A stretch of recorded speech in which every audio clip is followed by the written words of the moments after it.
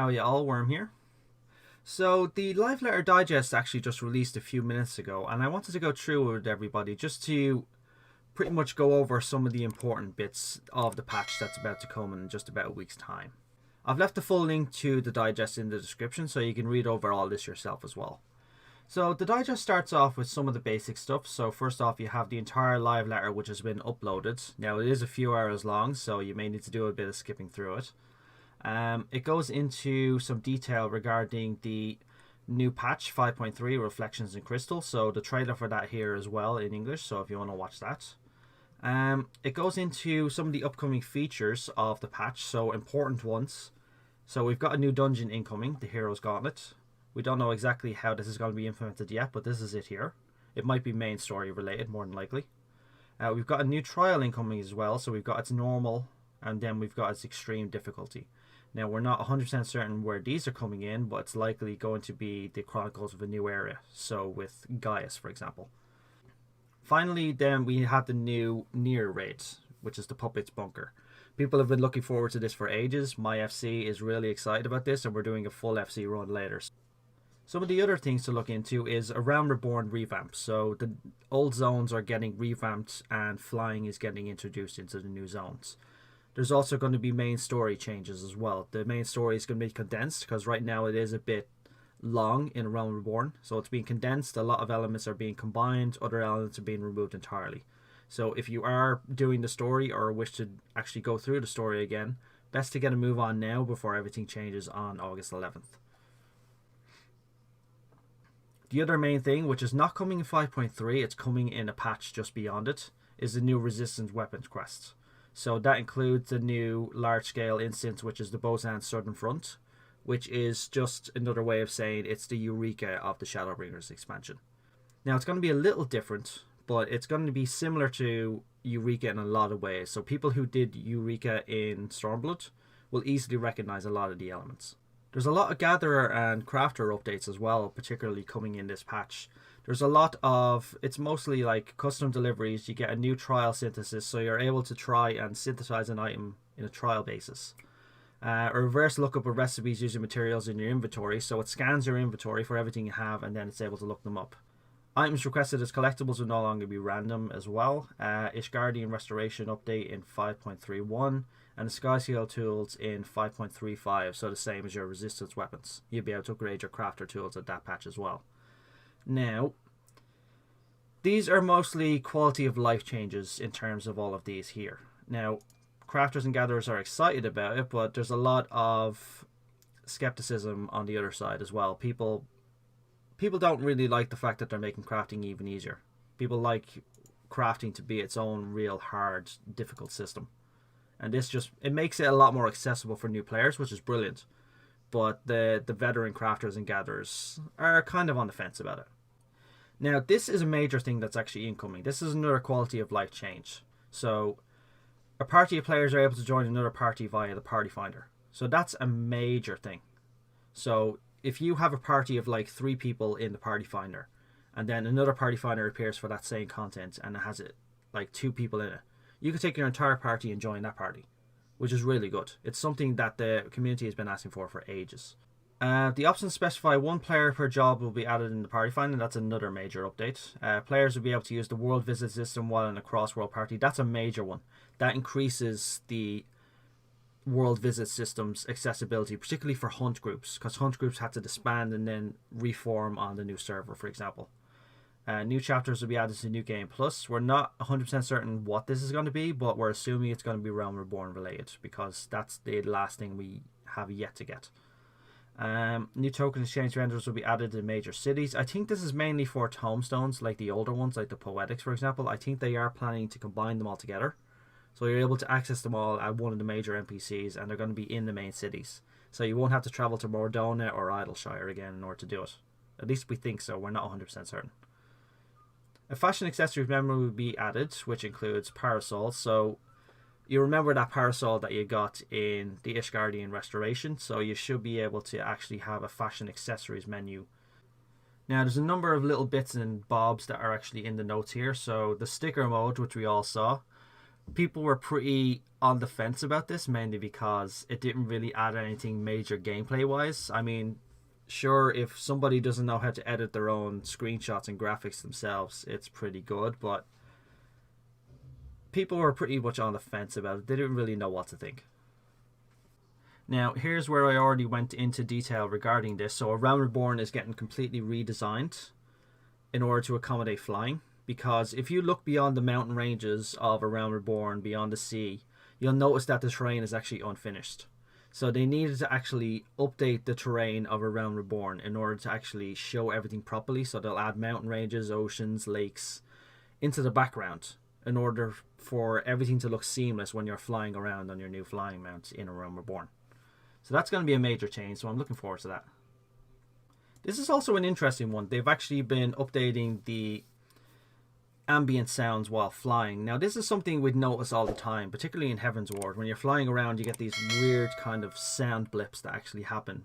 I particularly hear it in Coertha's Western Highlands, for example, so it's good that they're actually working on it, but it's still a work in progress. Now, they've revamped the Revolverborn Storyline, as I mentioned before. They're increasing the experience and they're also condensing the quests as well and removing some of the others. So that's actually going to be a welcome change for new players, because new players usually, I've noticed, and I've talked to a few of them, they get easily burned out by the main story just because there's so much of it. We've also made various minor additions and changes, such as adding new varieties of gear around level 40. That's an interesting one. We're not exactly sure what that means, but I think it's mainly to do with some of the changes that they're doing to the main story, and I think they're doing some other little subtle changes in the background of A Realm Reborn, but it means that some new gear is actually coming in. So we're not exactly sure what this means, but I think it's mainly just they're going to be adding in pieces of gear that they just haven't added in before. So it's probably something they've had on the list for a while, and they just haven't had a chance to do it. This is an exciting one here, the free trial expansion. So the trial up until this point was a level cap of 35. That's getting increased to 60. So players will be able to play up to Heavensward patch 3.56, which is a major thing. That's the last patch before Stormblood comes out. So the jobs of Dark Knight, Astrologician, Machinist are now playable for them, and the Aura race is also available. That's major. This is major for people. And I've already spoken to a few old friends who actually don't play FF14 yet, and they're actually planning on trying it out once the level 60 cap is there. So it allows them to experience a lot more of the game, because getting to 35, we all know it. You get to 35 and you're just like, I'm not really experiencing the essence of the game. It's not until you get to 50 and then 60 that you're experiencing the essence of FF14. So with the release of 5.3, we're significantly increasing the amount of content to be played during the free trial. We've already mentioned that. It'll be more exciting for new players, definitely. It's a great opportunity to invite family or friends, absolutely. I've already started that already. Now, here is some of the notes that we got from the live letter at the moment. Now, they didn't really go into depth regarding the changes that are going to be made to all the classes, but these are only a few of the things that we actually picked up during the translations of the live letter. So the monk is actually getting an overhaul. So they've been receiving a lot of comments and recommendations regarding Grease Lightning, and some of my monk friends are still freaking out about Grease Lightning as well because it just drives them mad. It just doesn't mesh well. So they're actually working on that at the moment, but they don't have anything ready for it yet, because by the looks of what they said, they're going to actually have to completely overhaul the class itself. So everything's going to have to be changed subtly. So I'd imagine by the time 5.4 comes around, Monk is going to look like a completely different job. So they've made a few changes at the moment. So with 5.3, they're reducing the recast time of Perfect Balance and changed Form Shift to extend Grease Lightning to its full duration, which makes it easier to maintain the Grease Lightning, which is great news for monks. It gives them a leg up and allows them to continue actually performing at their best levels. The Bard is actually getting some nice increases in potency, which is actually pretty good. The MP cost of healing spells will be reduced, and a number of actions will now have MP at restorations effects for the Astral Edition. That's fine. So they're getting pretty much buffed, which is really good news for the Astral Edition. They're getting some quality of life changes as well, but the patch notes will tell us all that. The Summoner one is something people were dreading. When we were watching the live letter, a friend of mine was actually just going, "Oh my god, everything's just gonna go to hell. Summoner's just gonna get nerfed into the ground." They didn't really mention anything, but they did mention that Try Disaster is getting its potency reduced. Now, you might be wondering, okay, it's just Try Disaster, who cares? When it comes to ultimates, for example, summoners are actually really good because Try Disaster is able to dot all the ads as well. So summoners have been really good in ultimates, but this reduction is actually going to make them less of a key tool when it comes to ultimates, more than likely.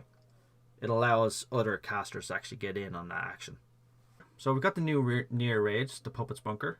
So they showed some gameplay footage of it, a few bits and bobs, but we're not going to really see anything until the patch notes comes out, and then we see the patch in a week. We're getting our new Beast Tribe, which is, people were just going like, what is going on? Because this is a Beast Tribe that's located in Kalusia. However, the new Beast Tribe's location is going to be located in Lakeland. And people were just going, why is that happening? And apparently they just can't add any more assets to Kalusia, because Kalusia is already so filled with assets the map just can't take anymore. So I think they hit the limits of their game design, because Kalusia was a huge area. And I think they just hit the limits of their game design, and they couldn't actually add any more content to it, which was pretty funny. Now, as I've already mentioned, the Crafter and Gatherer updates, they're doing a lot of quality of life changes, which you can see here. It's just mainly a few things to just make gathering a much easier thing to actually do. These changes, I think, in my opinion, are going to affect the race for the top 12 of the Asgardian Restoration, which I'll go into in a minute. With these changes, it should make it a much more competitive scene, because other players will be able to get into it easier, but that's just my personal opinion. Now, the Asgardian Restoration is going to be released in 5.31, so it's probably going to be a couple of weeks after 5.3 releases. We're not 100% certain on the date. It's going to look like Phase 2 in a lot of ways, where you have to have the gatherers going into Diadem to collect items and hand them in. Then you have the crafters crafting items and handing them in. The main goal of that is the ranking system, which is also coming back. So you have the top 12 people in a particular profession are able to get a unique achievement and title, which the title is not called Saint Ascendant now. And then 1 to 100 get Beta Ascendant, for example. So people are still actually on the fence about this at the moment, mainly because they like competitiveness. That's all fine. However, they feel this is actually a bit too far. They don't like how competitive it's getting, and people are actually just going to extreme lengths in order to actually achieve some of these achievements. Like the top 12 is really cutthroat. You'd see some of the scores that actually came in, and some of the scores were unbelievable. Like, I was fighting for the Fisher one, for example. I was in the top 10 for the entire length of the actual event until the last day. And then I was shoved all the way down to just outside the top 12 because some of these gigantic scores came in. So some people were going to extraordinary lengths in order to get top 10. And some people didn't really know how they felt about that, myself included. I felt like I worked harder than I've ever worked before in terms of fishing in FF14. And I didn't even come close. So some people were just going to extreme lengths in order to do it. So as I've mentioned, there's new Skybuilder rankings. There's going to be new titles. These titles are going to be unique from the last ones, as I've already stated. Save the Queen. This is going to be one of the main features of the 5.x series. So this is our first Eureka, I should say, of the Shadow Raiders expansion. Some of these features people are really happy about. It's trying to address some of the issues from Eureka, such as people sitting AFK in a map the entire time, waiting for a fate to spawn, then they'd all wake up, stop watching Netflix, and head over to the fight. They're trying to address stuff like that. But we'll get full answers as the time comes around. You can read all these notes, though. There's a fair amount to go into, but they're adding a fair amount of unique content. Like this one, for example. So everybody's standing outside, the people in your instance, and then you're going to be fighting this thing. They didn't really go into depth about what this fight's going to mean, but this is going to be an important step in the progression. But they haven't really said anything about it yet. But it's going to be an interesting one. I personally can't wait for that. Now, it should be said that a lot of people were actually reacting to this fairly negatively because they don't like being like, you're literally is one person here, everybody's standing outside cheering you on, but they're also reacting negatively to you depending on how you perform. So some people don't like being thrust into the spotlight like this. So literally everybody's going to be watching you, and you have to deal with whatever you have to deal with in terms of this mech here.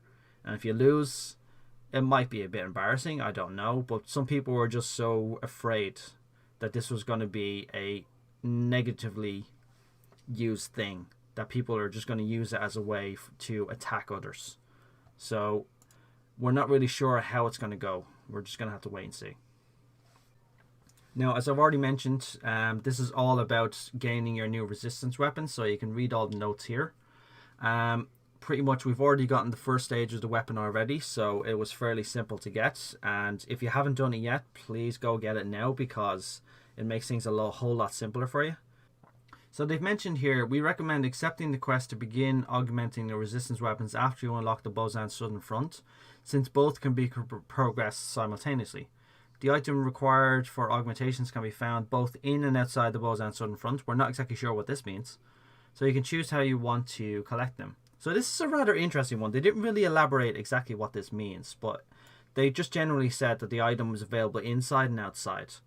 I think what that means is you're probably going to be able to purchase it for tomestones or some other unique currency. So you're probably going to be able to collect it from mechanics inside the Bozan's Southern Front, or you gain currency then to buy it outside of the Bozan's Southern Front if you are unlucky with your grind, for example, and you don't get inside the Southern Front.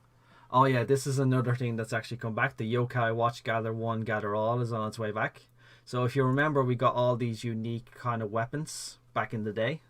So you can see like the ninja one here, the monk weird looking one here, which everybody loves, the dragoon one, which I personally love. So it's actually the same weapons for all the older jobs. Their weapons are not going to change, so they all look identical. It's mainly just the new classes are actually getting some new weapons. So for example, the Gunbreaker is going to be getting a unique weapon, the Red Mage is going to get a unique weapon, and the Dancer, for example, is going to get a unique weapon. So they're the main ones that are getting added. The Samurai is also getting something new, I think. So it's just mainly for the new jobs, but they're adding in some new mounts as well. So the old mount is still there, but you're also getting this new unique one. So people are kind of on the fence, but to be honest, I really enjoyed this content, and you got some really funny, quirky looking weapons out of it. So I personally had a good time, as well as the minions. There were so many minions in that game. Like I lost count of the number of minions that are actually in the Yokai Watch. The upcoming seasonal events are another main thing as well. So we've got the Moonfire Fair that's happening on the 12th, just after the day after the patch actually goes live. And then later that month we have the Rising to celebrate the anniversary of FF14. And then we have the Make It Rain campaign, which is happening in November by the looks of it. And then we have the Yokai Watch at the end, is actually coming in August, mid-August as well. Now, this on screen is mainly what I tuned into the live letter for, because I'm the administrator of the Fan Events Discord, the FedEU. We were looking forward to some sort of update regarding FanFest. Unfortunately, the North American one is cancelled. I wasn't planning to attend that, but unfortunately, it's just the fact that it's been completely cancelled, not pushed out. But they're looking into new dates for it. It's the same for the Japanese FanFest. They cancelled it. They're going to be pushing it out to a later date, looking for a new venue, new date. But they didn't actually say anything regarding the European FanFest. This is something that we just got caught completely off guard. I was actually hoping it'd be cancelled, just because I wanted an answer. This wasn't an answer, because the venue in question is gone. So the venue's not there for February. It's still a hospital for COVID-19. So I don't think it's going to be ready even by March. But they haven't said anything regarding what date is actually going to be there for FanFest 2021 for Europe. So all they've said was, while continuing to monitor the status of the novel coronavirus COVID-19, the European Fan Festival is still under consideration to be held in February 2021. We're not exactly sure what this means, but judging by the way regulations are now, I could assume that everything is going to be still a bit pear-shaped in 2021. I don't think this is going to go away anytime soon, so we just need to wait for Square Enix to make an official announcement regarding this event. I will say of note, though, that Square Enix is trying to keep as many of their events actually live as possible. So this year, for example, we have the Final Fantasy VII Orchestra, which was supposed to be performing around the world. Most of them have been postponed. There's one in London that we're still waiting for an update on, which happens in October, but we haven't received any update on it yet, so we're still watching that closely as well. But in terms of the European fan fests, everything's just still up in the air. And that's pretty much everything there is to say on the digest of the live letter.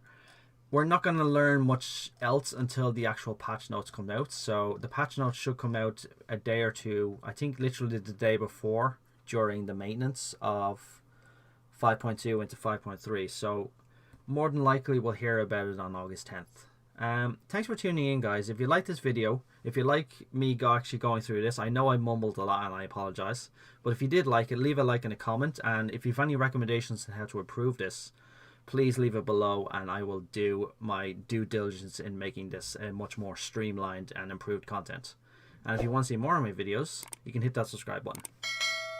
Thanks, guys. Have a good one.